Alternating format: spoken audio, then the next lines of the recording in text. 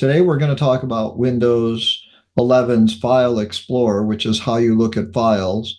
And we're going to take a look at some basics and some options and organizing. I have a slightly different Windows setup than most people. I'm using a Mac and I'm running Windows as a virtual machine on my Mac, which means that I have software that allows me to run Windows as a application on my Mac, just as though it were an application of any other kind.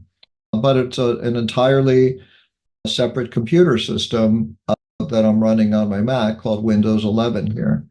So if you look at the navigation, I've got a start button, I've got a search box, there's the standard icons, Copilot, File Explorer, and a few others, and I've added a few icons over time. And this File Explorer icon is what we're going to look at mostly today. So we'll look at a few things for about a half an hour and kind of explain a little bit about what I've got here and some things that we can look at when we open it up. I'm going to make this a full screen so it's a little bit easier.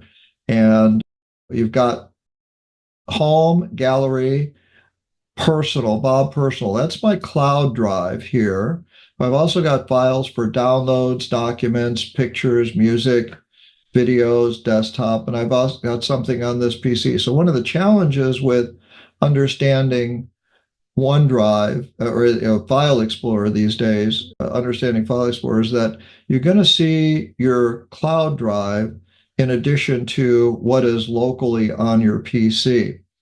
And when you want to make sure that you're just looking at things on your PC, you want to look at this local disk, and that will show you things, and you'll be a user on your local disk, and you highlight your name, and this shows you the files that you just have on your PC.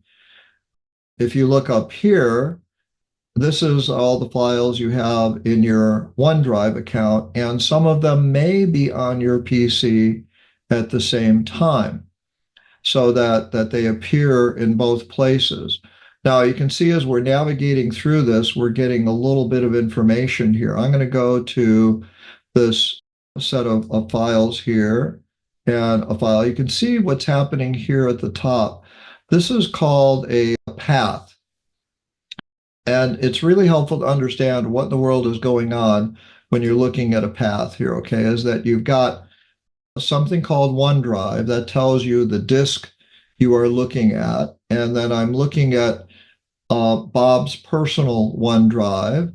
And then I'm looking at a folder called the 2024-827 Manizales Coffee Farm. And if I open up a file here, it's a photo. It'll open it up. And let me try a different folder here. This is a better photo to open up. This will open. I can open it up in Paint, and we'll see what happens if it opens up in Paint. There's a photo that I've opened up in Paint. So, and then you'll see this path. So if I want to go back to personal, I can just go back here or back to OneDrive, and I'll see OneDrive here. So it's another way to look at it. If I look at things like books, workbooks, and materials, where I've got a lot of information here, you'll see little disclosure buttons on the left that give you the ability to see if you've got a hierarchy of folders. You can have a folder within a folder within a folder within a folder. There's really not too many limits on how many folders you can embed folders in. So I have something on books, workbooks, and materials. I have a folder called class online handout downloads. And you can see this is a list of PDF documents and one in Word. The PDF little icon shows up here, and you can see some things called status here. This is where a lot of people get confused.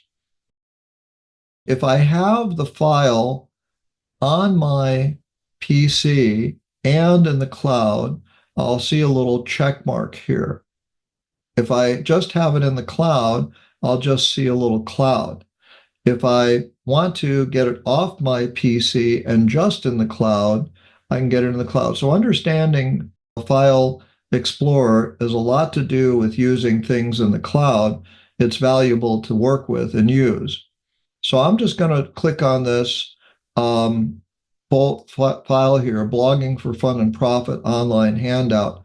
This little body icon to the right of it indicates that at some point I had shared a link to that file. With this one, I have not shared a link to it.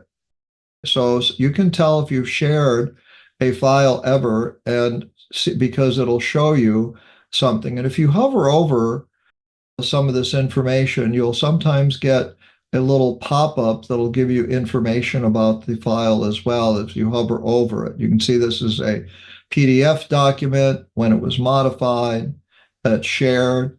But if I go to this one here, which is just in the cloud, and I right-click, it gives me the ability to see a lot of different options. So we're going to take a look at those options in a little while. I just want to show you the fact that you can do that and use a right click to modify and work with things on a regular basis. Okay, I'm going to go back to my PC here and my local disk and users and Bob, because I have some files here. I have some things in documents that I have. Okay, so these are documents. There's no status column. And the reason is because they're on my PC. So if I click on this, I can open it. It'll tell me it's Microsoft Word. And I can change the way I look at my files here. At the top here of your File Explorer, you can see here's my file. I'm on this PC, local disk, users, Bob, documents. And if I right click on this, I have a couple of options. I can cut it, the whole file, and move and paste it. I can paste it in, copy it. I can rename it. I can share it, and I can delete it. Okay, so you'll see these icons whenever you right click. Understanding the right click context menu is really valuable. You can also do these things by clicking this three dot, a function. You can do these things. You can add something to what's called favorites. If you work with a file a lot, adding it to favorites can be really helpful because it can make it visible when you go and look at your favorites again. It'll typically bring that up.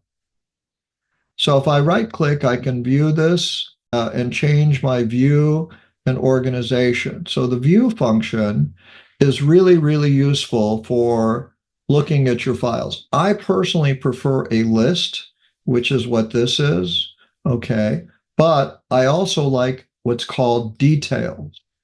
So the difference between list here lists the folders and lists the files, okay? Details will show you a little bit more information, the date it was modified, the type of file it is, and the size, if you're interested in that.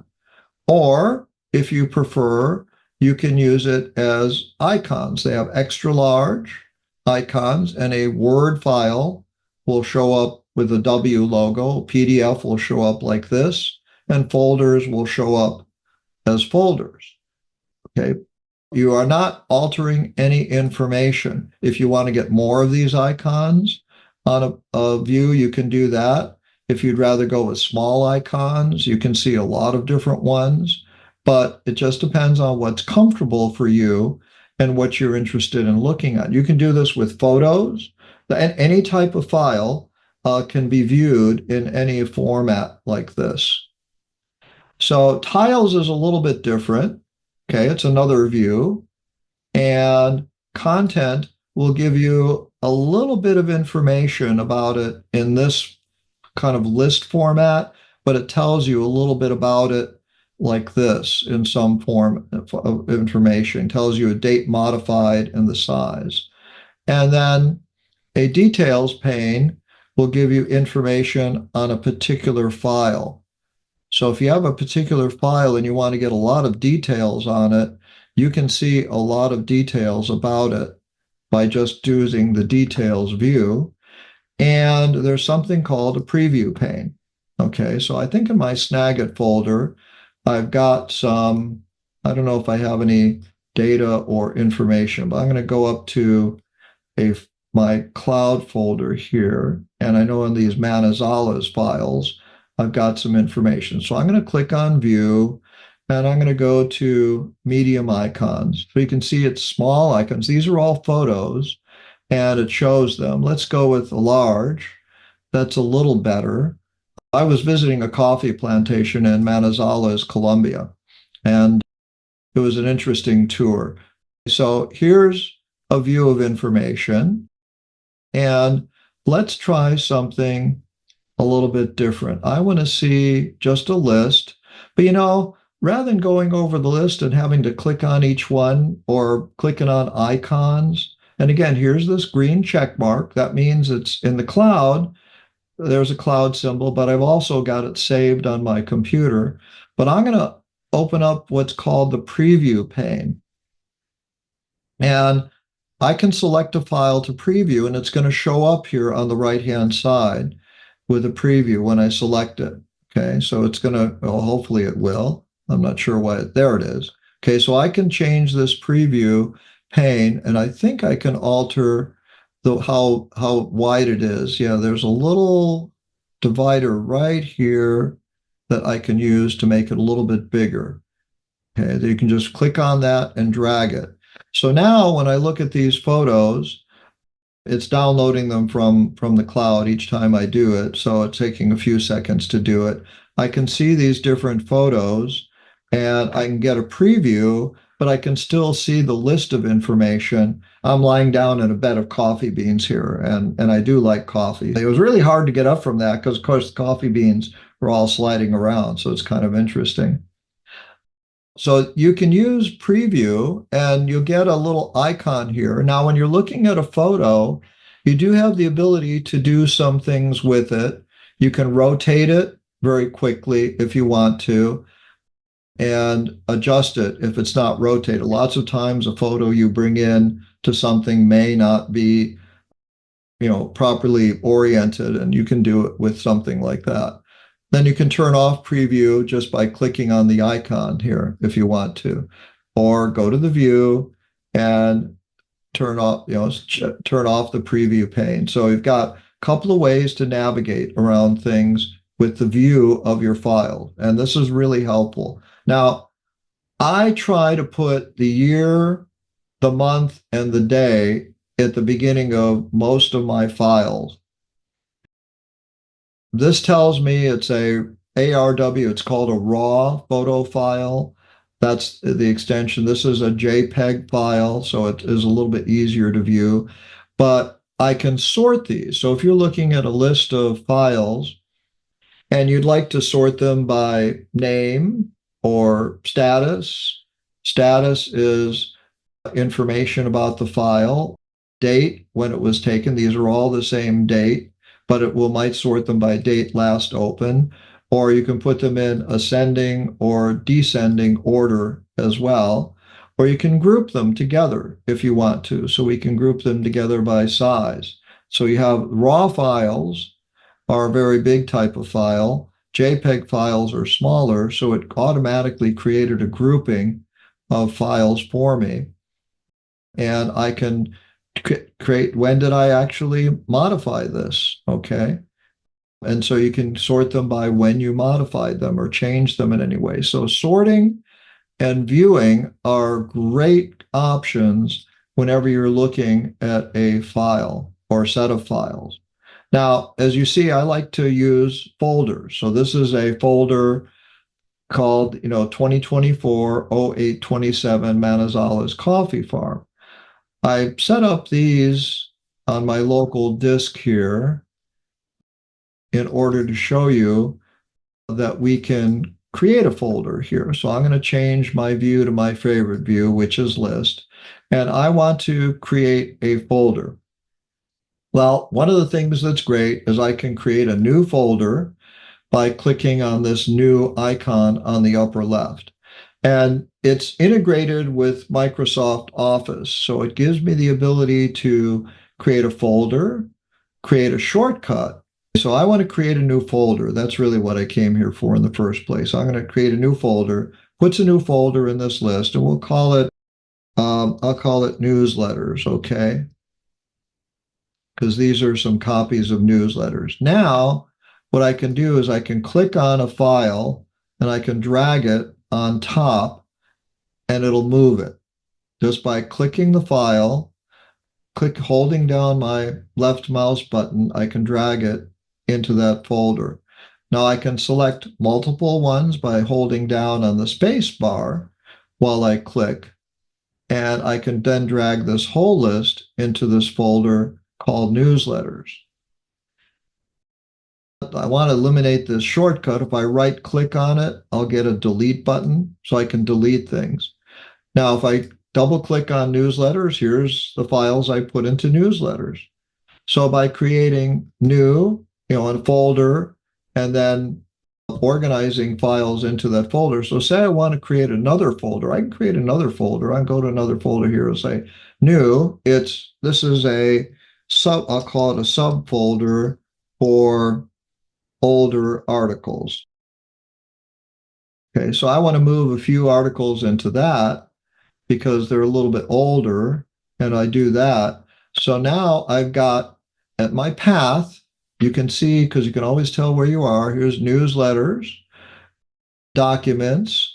Now, if I click on subfolder here, you can see it's added this subfolder for older articles, and here's my two files that I have in here.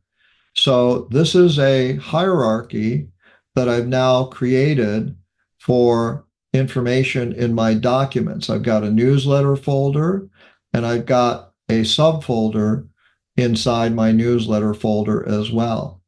If I want to get things out of here, I just can drag them out and I can click on them and move them if I want to, but it's an easy way to do things. I'm a big fan of creating folders for as many things as you need to use them for.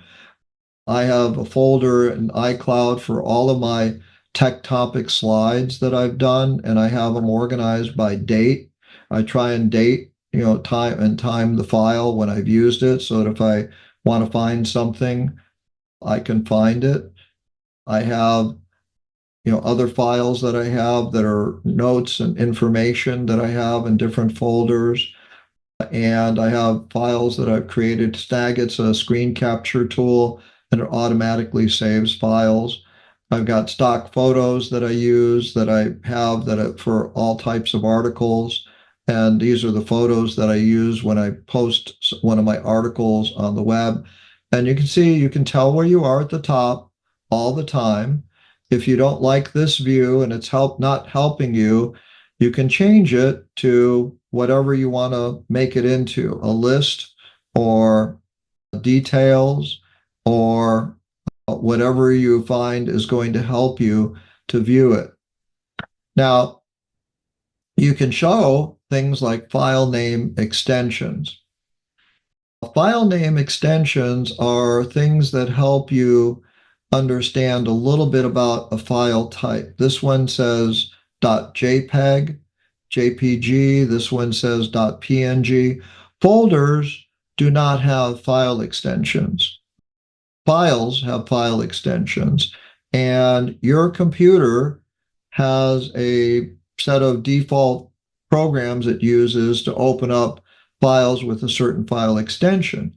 Now, one of the things when you have file extensions visible here is you can sort them by different types of information. So if you want to sort it by type, you can sort it by type. So this is a JPEG.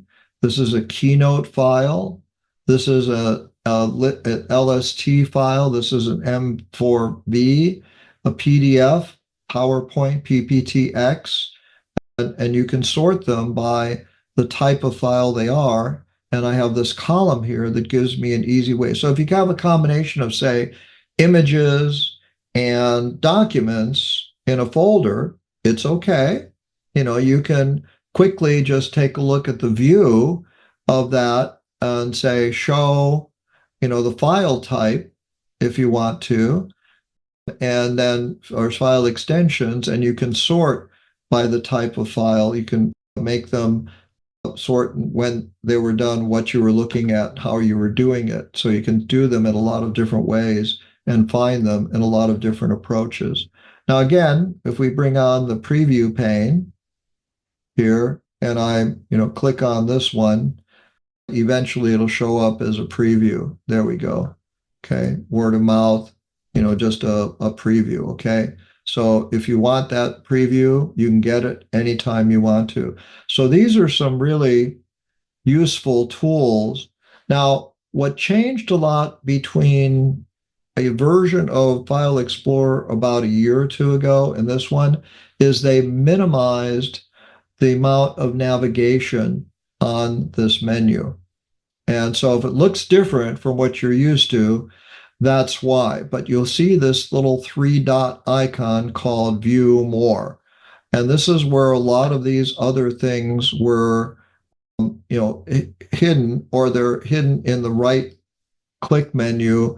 When you decide to look at it, you'll see a quick cut, paste, copy rather, rename, share, or delete.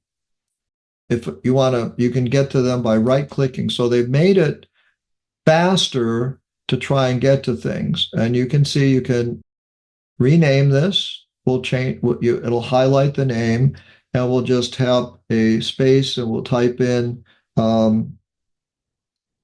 image for newsletter. And you can type in really long names. It's really helpful.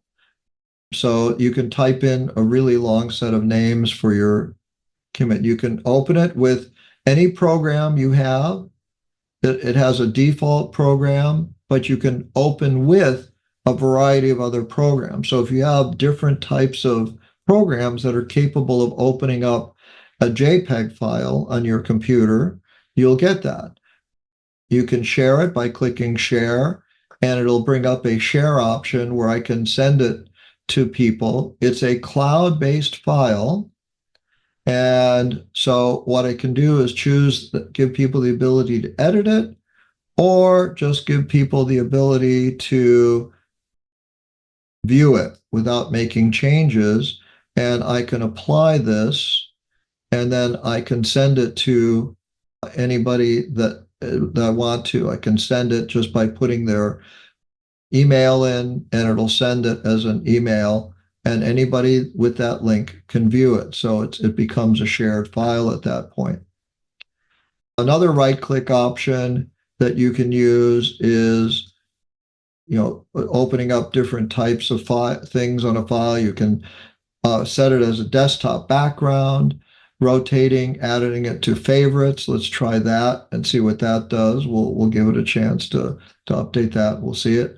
And then you can look at it in OneDrive as well, and other perspectives. So it's a lot of different options for looking at different files. This 3-dot option gives you access to some of these other tools that you may or may not have ever explored. So this gives you options for browsing folders, for your standard views, for how you search, if you want to search for folders in here. So there's a lot of extra options here that are available for you if you want to use those options and get more advanced in File Explorer. So those are some tools that you can do. If you ever want to save something as a zip file, that's the most common, but Windows lets you save it to others. If you have a big file and it's hard to attach, you can compress it. If you want to make sure it's always on your computer, on your local hard drive, and make sure it'll synchronize it with OneDrive and keep it in the cloud, you can say always keep on this computer, and you can see we're getting this little synchronization icon, and it says sync pending. When it does finish syncing, it'll be available on both my computer and my local drive. But things that are in this PC are things that are only on my local drive. None of these documents have any option for status. They are strictly on my local drive. So when you're looking on the left here in this navigation, keep in mind you want to look at different things. Now, another thing that's here is these little pins. These are favorites that you can, that are here. Here's downloads. Here's documents that we marked as favorite. Here's that blogging for fun and profit. I marked it as a favorite. It shows up in there. Pictures will be here in favorites. Music you have, any videos and things on your desktop that you might have marked as a favorite will be put in there as well. And then when you typically go and look at your File Explorer, it opens up with a home view.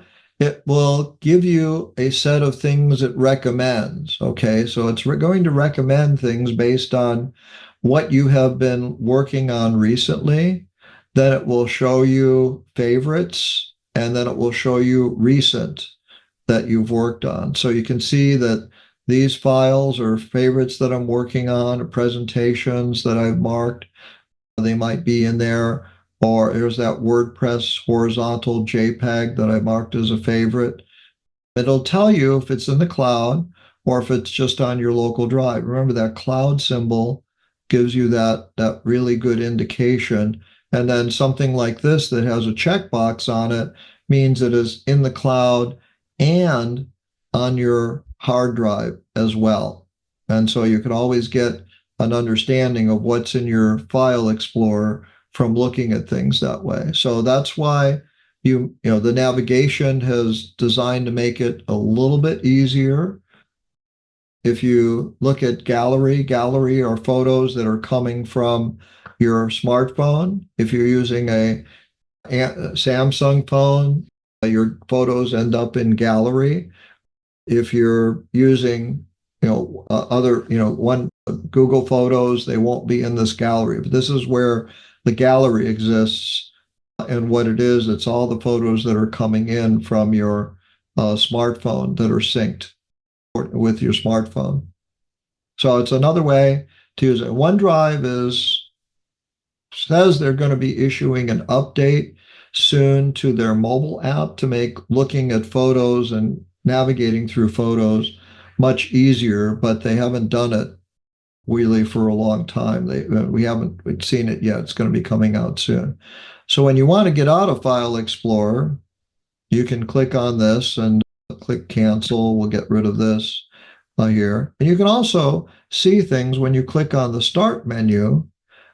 You'll see some recommended files here that you've worked with recently.